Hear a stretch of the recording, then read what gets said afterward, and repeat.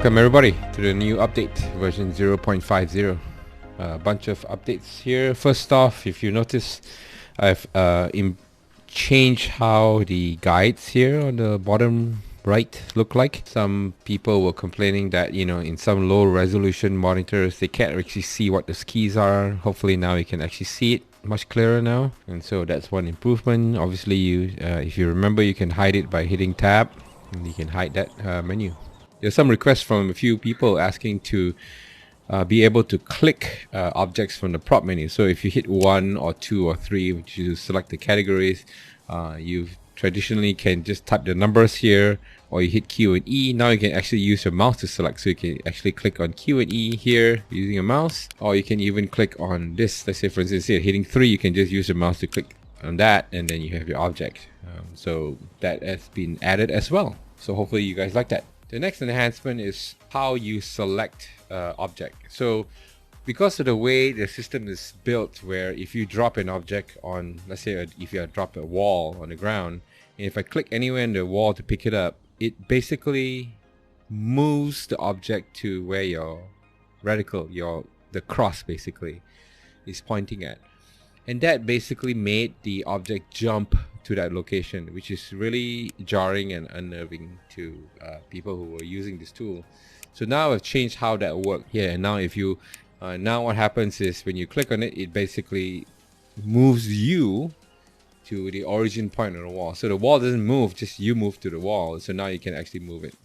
And so if you basically have many objects here like this, right, and then if you want to move this wall, instead of it jump far away, you can now, wherever you click on this wall, it will retain its position. So now you can calibrate it correctly. So that will help with stage design a lot more actually. So like that, you can just adjust accordingly. So I think that will help with stage design a lot better than before. The next thing, I have 3 new props. First off is the bullet trap. So the last update I had the bullet trap tall and the bullet trap angle. Somebody suggested that in their region they actually use a single bullet trap for one target. So I made one right now. So you can click on that, and now you can have a bullet trap, which is pretty straightforward. You only hold one target like that. And then I have one new prop, but with it's basically a sled or rail. So if you go over to USPSA, go all the way to the end, you see now you have USPSA sled or the double sled.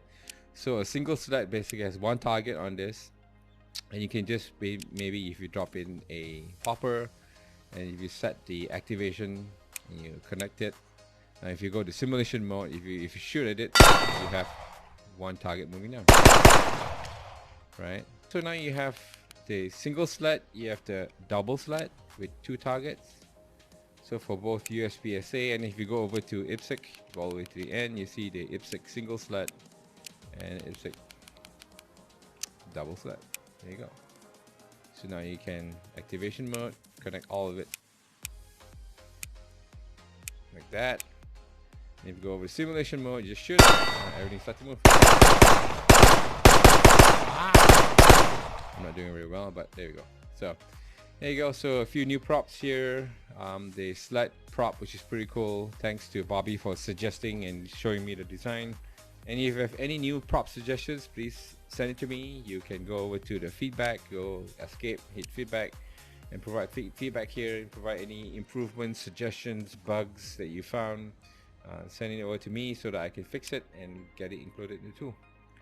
So hope you all enjoy the new updates, and see you on the range.